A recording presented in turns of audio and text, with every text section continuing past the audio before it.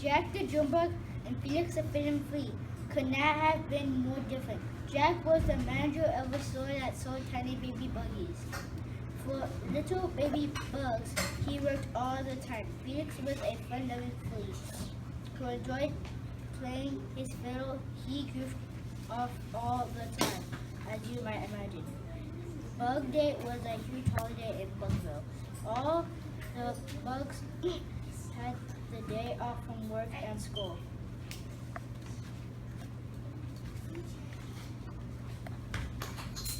I have a great bug day plan. I know this dog, a poodle. I plan to burrow in his fur for the day. I'll go wherever the poodle goes. It will be like a vacation. Hey, what do you have planned, Jack? Bug day is a big waste of time. I'm going to go to the store. I plan to spend the day polishing up the baby buggies.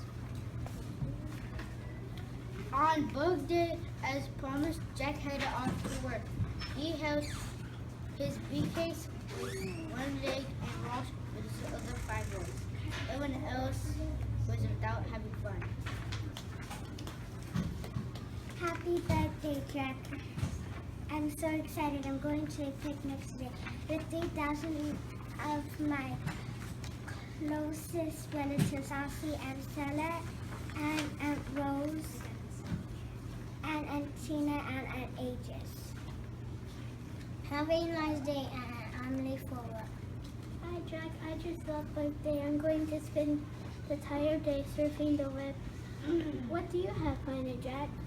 It's obvious. I'm going to work. There are buggies that need to be polished. Hi, Jack. There's this pretty red sweater in this green closet. I've been eyeing it for months. Today I'm going to eat it. Happy birthday, Jack. I have work to do, birthday bad humbug.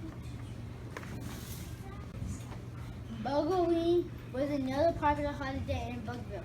All the Bugs kids went from house to house saying sticky treat.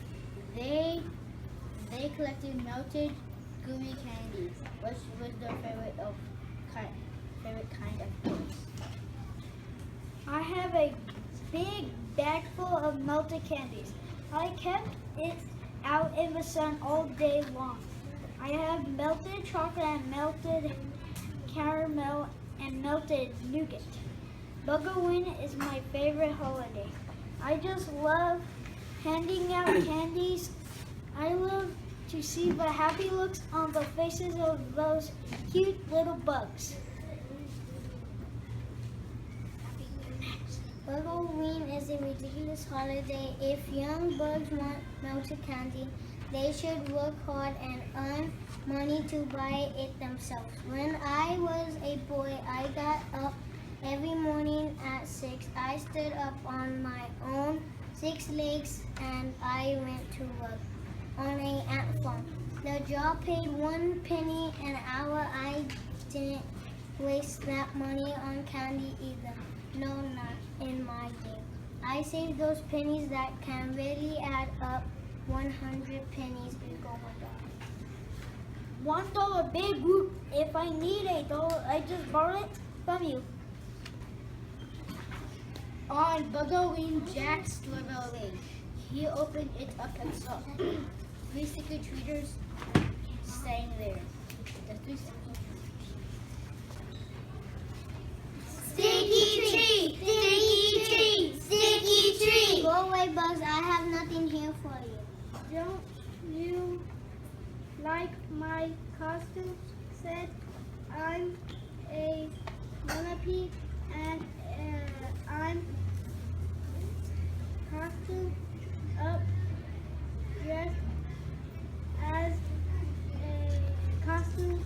Don't you like? Wait, I mean.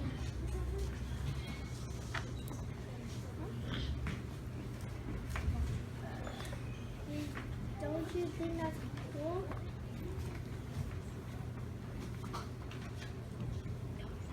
Oh, it's very inventive and I want along. Hey, Hey, mister, don't you have anything in your house? Don't you maybe just have a half-empty jar of peanut butter that we could crawl around in?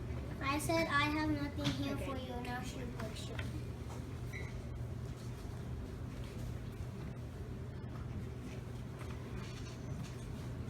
Well, I have a half of my mind too. If this wasn't Buggleweed, I'd show him. During autumn Bugville events was the season.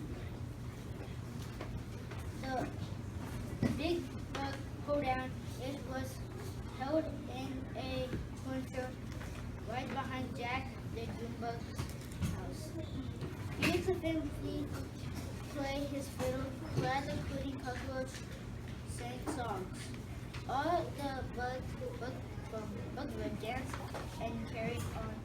The big bug hoedown would always last late into night.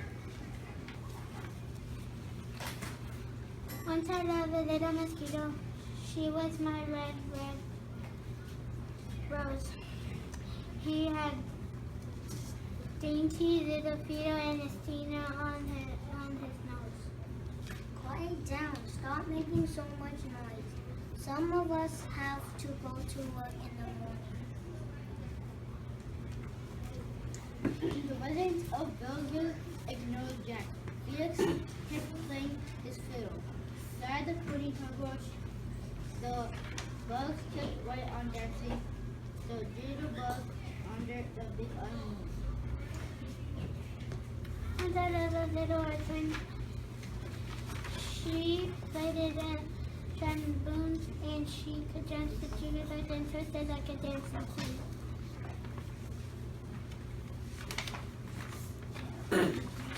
Stop that.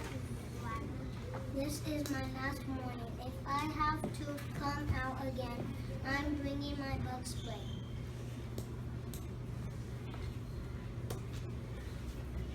Come on, Jack. Come on, Jack. Honey.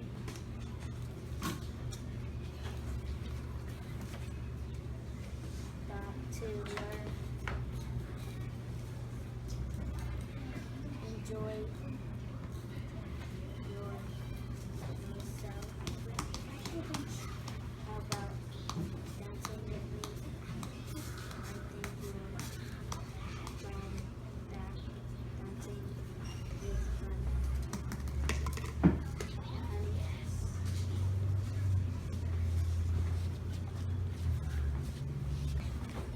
Now it so happened that Baby Bee was the most popular bee in the whole hive. She was smart and funny, as funny as a bee could be.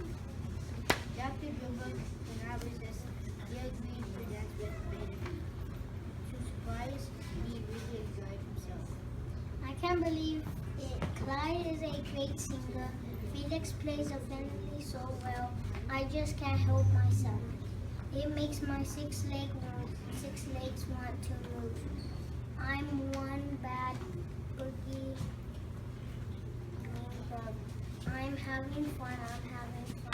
By the way, BB, you look beautiful. They're not bad, Miss Honey. The moral of the story, all work and no play mistakes. Jack Adelman. The end.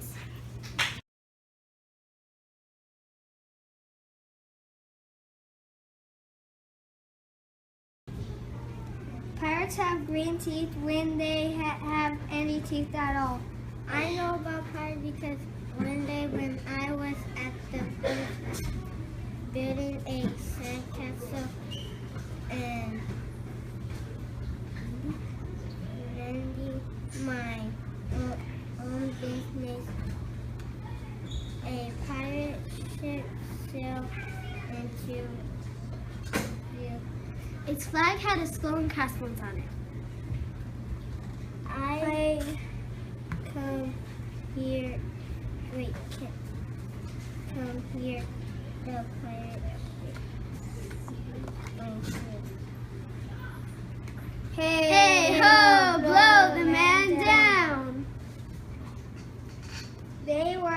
it's off key. I tried to tell Dad, but he was busy setting up the beach umbrella. I tried to tell Mom, but she was busy setting my baby sister with football. So Jimmy went back to his sandcastle, but kept one eye on the pirates. By then they were rowing offshore. When they landed, the head pirate climbed out of the boat. Ahoy there, matey. Be this the Spanish Main? No, this is North Beach. Shiver me timbers. You must have taken a wrong turn at Bora Bora. He walked it around the sandcastle. He looked at the moat, then he yelled back to his crew. He's a digger. He is a good one to boot. A Good one to boot. What be your name, matey? Jeremy Jacob, sir. Well, Jeremy Jacob, you're looking at Braidbeard and his crew. We've been needing a digger like yourself. We've a chest of treasure to bury. A treasure! You're coming with us. Jeremy didn't think his mom and dad would mind. As long as he got back in time for soccer practice the next day. That's how I became a pirate. As soon as they were on board, Braidbeard shouted, "Jeremy, the chest of gold and jewels. Got to find a safe place for this here treasure. It's high time we were off." We're off! And they set sail. There was plenty to do on board. The pirates teach me to sing,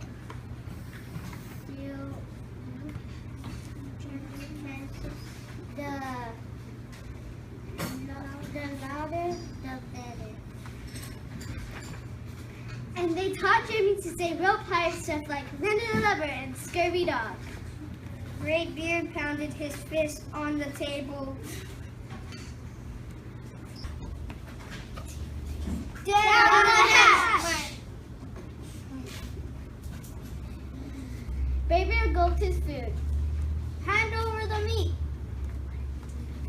The meat! Nobody told us to finish our. There was Annie. Nobody told us to chew up our carrots. They weren't allowed on board. We tried with more And nobody said please or thank you. After dinner, I tried to teach the pirates to play soccer.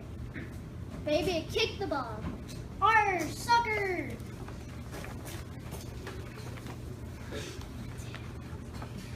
Our soccer!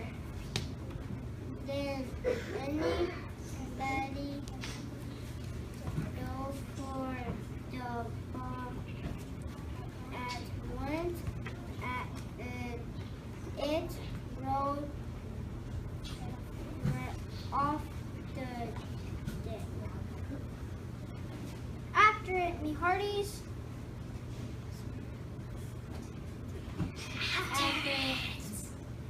But it didn't matter anyway because a shark came along and swallowed it in one gulp. So much for soccer.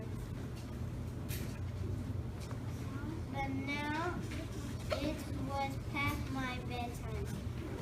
But nobody tells pirates to go to bed, to take a bath, or to brush their teeth. Maybe that's why their teeth are so green.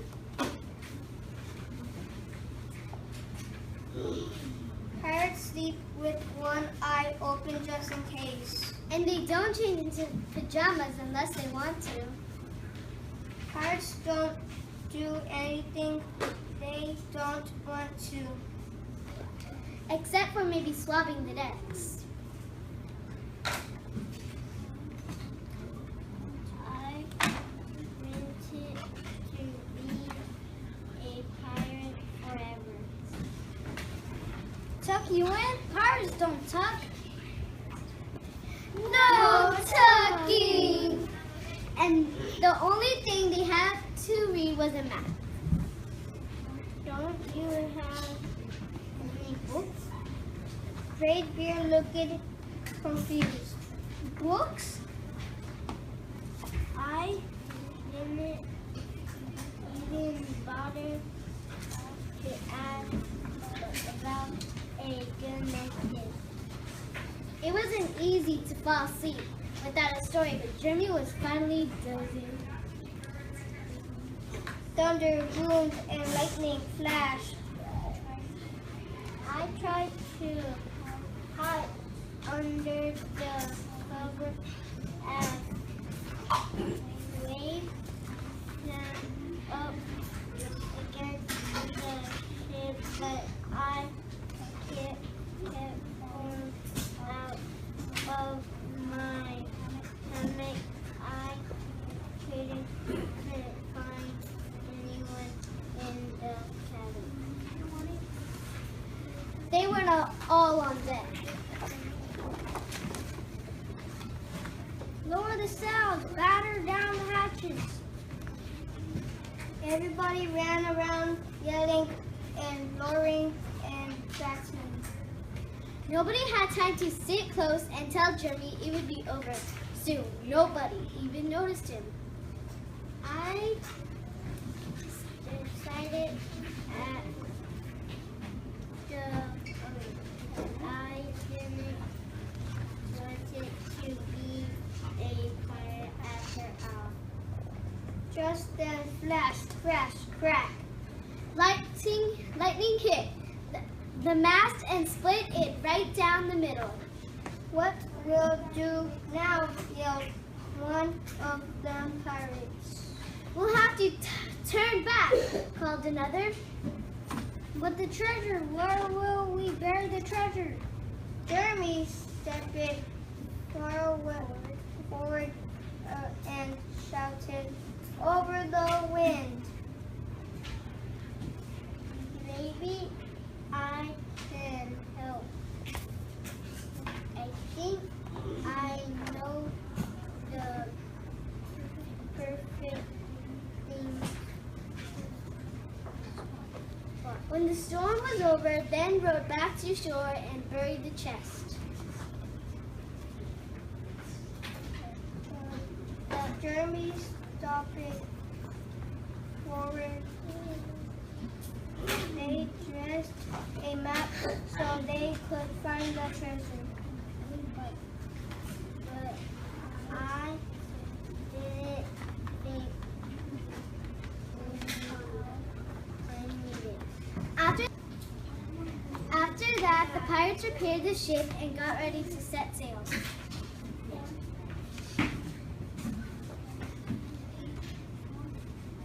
Before they left, they handed me a flag.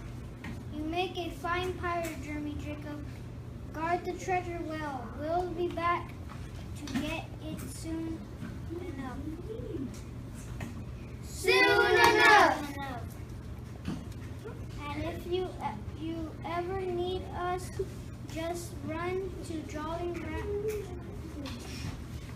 Ranch up yonder point.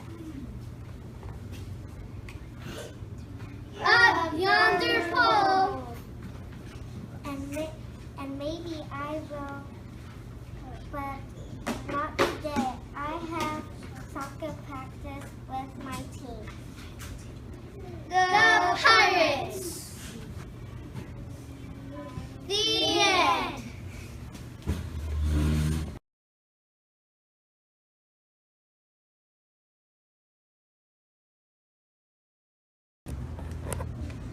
This is the story of the three little javelinas.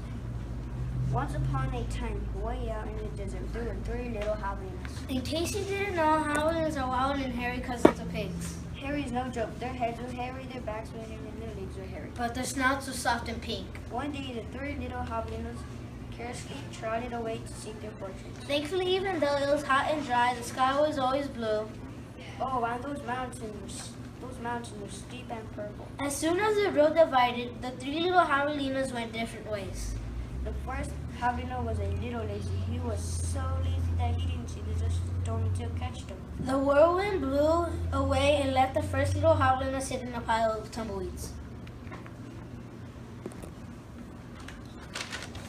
Look at these tumbleweeds. I'm gonna build a house with them.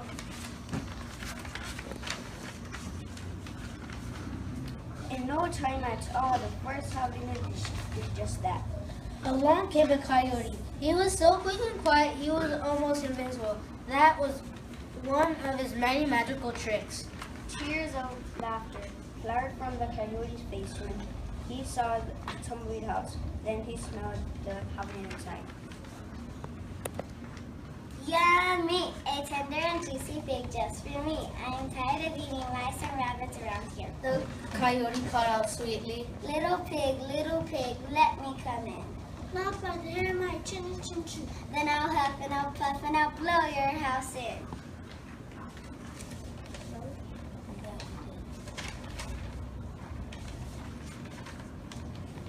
So he huffed and puffed, and the odds ground, drifting, tumbling down. In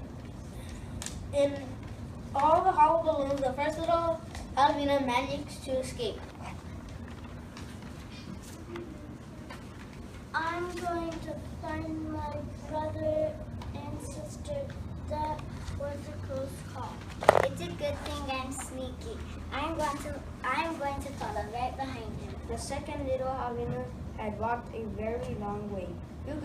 He grew very hot because the cigar made almost no shade at all. He came upon a Native American woman who was gathering sticks from inside a dried cactus.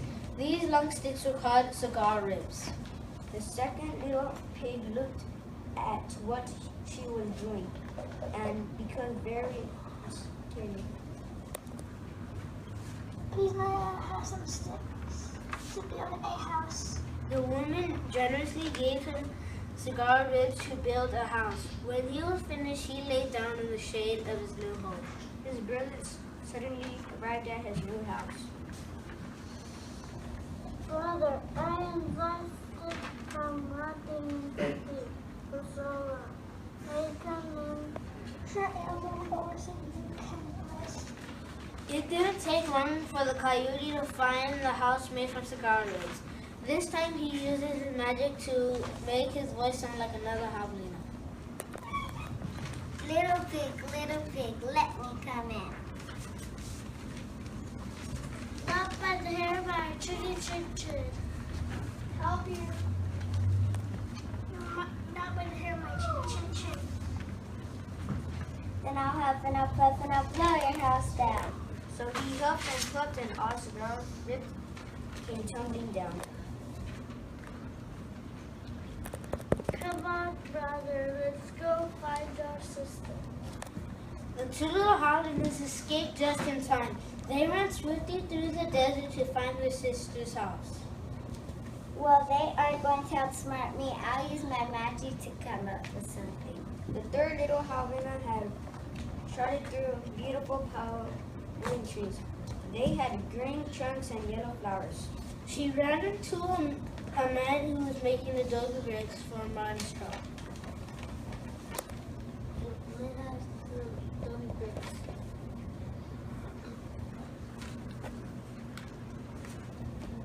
The man answered to see and happy gave some bricks away. I'm going to build myself a solid. This is Dobby bricks to build myself a solid house to build a. I'm going to build myself a solid Dobby house that is built with blocks. Summer and winter in the winter. Soon her brothers found her and she happily welcomed them in. We just ran over. I am sure he's already dead. Alex, down behind you. Suddenly, they heard a voice shouting, Little pig, let me come in. Down by the hair, my chinny chin chin. Then I'll huff and I'll puff and I'll blow your house in. Just try it. I'll huff and I'll puff and I'll blow your house in. The three little albinos covered their hairy ears, but nothing happened. They peeked out the window. Ouch. No. The stuff I like the fire inside the double pigs. Oh, what a feast it will be. I'm going to have pig for dinner with the red of hot chili sauce. Suddenly, the albinos heard an amazing noise. It wasn't a cackle, a howl, or a scream. It was all of those noises together. Yow! They looked out the window and said, He's gone! He's gone! Away ran a puff of smoke shaped like a coyote. The end. That's the real story of the three